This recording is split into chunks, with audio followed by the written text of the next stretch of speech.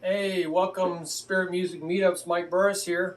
We're looking at the notation page Dynamics. That's the blog topic 1. You know, dynamic markings are all over music. You might not get music, but you got to know what these are when you look at them. There's a nice little diagram here of various markings. They're usually in Latin, Italian.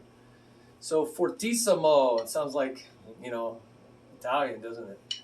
So fortissimo, so you basically have on the drum kit, oh, that's not going to be good. So I do it in the front. I go from the front to the back, but just so you can see it.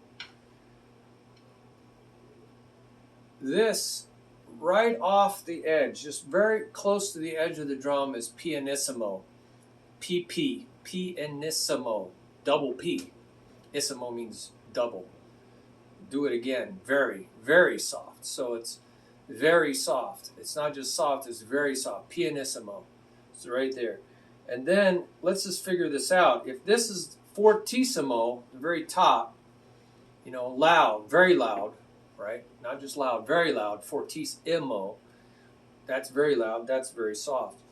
Right smack in the middle, I like to view this as in the middle.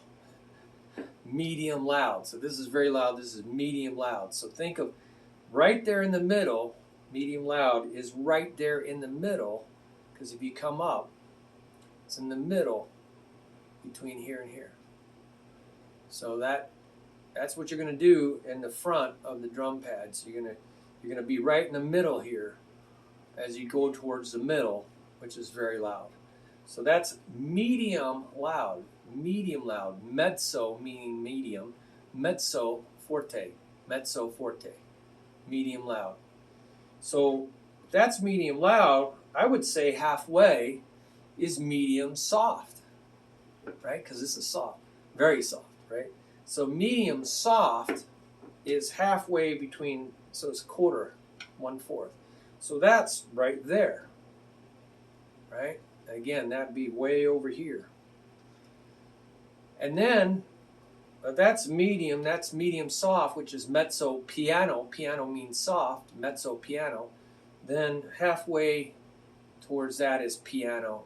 And then finally, really close to the edge, is pianissimo. Well, if this is mezzo forte, then halfway to that would be forte, loud. And this would be very loud. So that's one way to view it. These sticks are pretty long, so that gives you a pretty idea. So this is, very loud. It's pretty much as loud as I want to get, unless I don't really want to raise my arms because that slows things down. So all the way up is how I usually play my accents. So I really get good strokes. It's a rebound, letting it rebound right back to the position. So we have these dynamic markings. So one of the things I like to do is practice single strokes. I'm going to get off this label here, and I'm going to put that over there for right now. So play very evenly, pair of singles. And you really ought to be using your fingers here because your wrists are heavy. So I'm doing little tiny taps here. But you can do your wrists. You just have to have no caffeine in your body. So see if you can put a metronome on. Do this with single strokes. Pianissimo, right? Very evenly. Tick, tick, tick, tick, tick, tick, tick, tick, tick, tick, tick, tick, tick, tick. Put your metronome on quarter notes and eighth notes and try not to hit the sticks. You really have to watch what you're doing. I'm looking up at I do this a lot of times in a mirror. But they should be the same height and right across from each other, really close.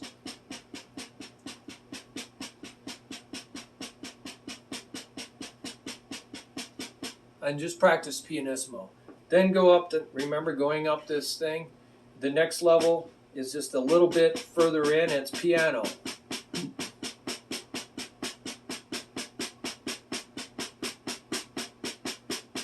I find that this grip is not the most sensitive. I can really do sensitive because I got this down pat. But this is a little trickier for me to do. I'm still working this grip out. It's a new grip for me. Piano. You can try different speeds.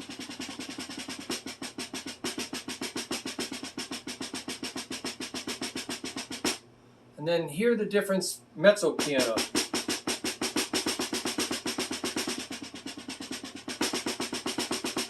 I moved in and I moved up, right? Piano, mezzo piano. You should hear a difference. It should be the same height though. That's mezzo piano, right? It's right in here. Now hear the difference on mezzo forte. It's exactly halfway through and about halfway up. It's really a bland sound. This is what our normal playing volume usually is.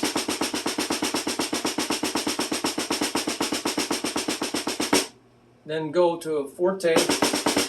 That's almost in the middle. Almost in the middle, right? 3/4 of the way up.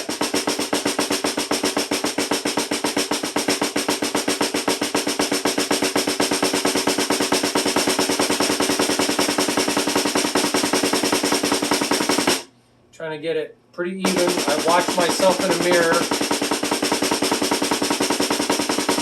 I try to go up to the same level on a bungee cord on a mirror.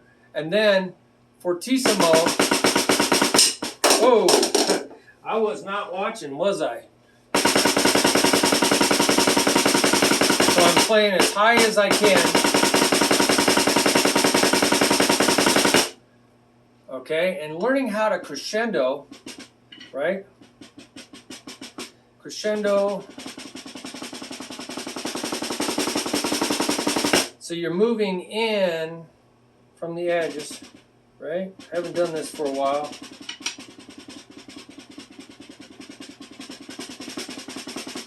You hear the difference? I'm gradually crescendoing. And I'm moving to the center. And then decrescendo is to go the other direction. So how fast that happens, you can try different speeds. You know, 1 EN, you know, 1 EN, 2 EN, 3 EN, 4 EN, or 1 EN, 2 EN, 3 EN, 4 EN, 1 EN, 2 EN, 3 EN, 4 EN. And so you got 2 measures, and then you go back down. So you do different lengths. It's really hard to do this all in one count. 1 EN. You know, it's really 1 EN. You know, if you don't have that many notes and you got to get from there to there, it's tough. So I find that reading drum music like Roll-Off Productions, Edward Freitag's Rudimental Cookbook, there's a lot of dynamic things in there. You know what I find very helpful though? If you raise your voice, if you put emotion in your voice, when you're counting and you're rehearsing, you know, accent 1 EN, 2 EN, 3 EN, 4 EN. You know, if you put accents in your voice, it will come out in your playing, and you'll have this flavor. It's musical now. It's not dry. So if you see a crescendo 1 EN, 2 EN, you raise your voice 1 EN, 2 EN, 1 EN, 2 EN, 1 EN, 2 EN. 1 EN, 2 EN, 1 and 2, 1 EN, 2 EN, 1 EN, 2, 1 EN, 2, 1 EN, 2 EN, 3 EN, 4 EN, 1. So if you raise your voice in your rehearsal, in your practice, you'll be creating the emotion that it needs. And then when you perform, you're not counting out loud, you're counting in your head. You know, I'm singing too, not just counting. Da da da da da da da da. Da da da da da da da da da da da da da da da da da. You know, da da da da da da da da da da da da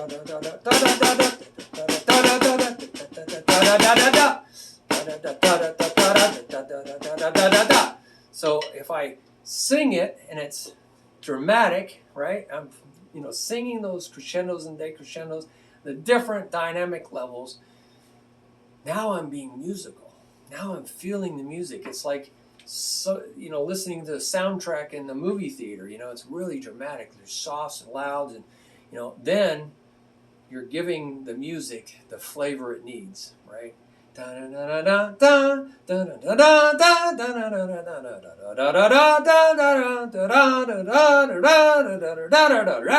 You're giving it the flavor it was intended to have, and it'll come out in your playing. Yeah, you're singing music, you're feeling music. You're not just playing notes, right? That's why when I, not in maybe say don't do this in a concert, suit and tie concert, but a lot of other playing situations, it's really important to, show them that you're really into this music. Most bands I've been in, when you nod your head on the beat, you'll see some videos I have where I'm trying to get my students to go,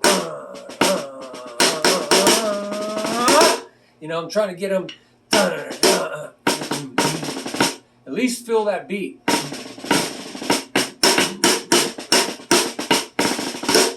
So you're feeling that pulse, and get some motion of your body.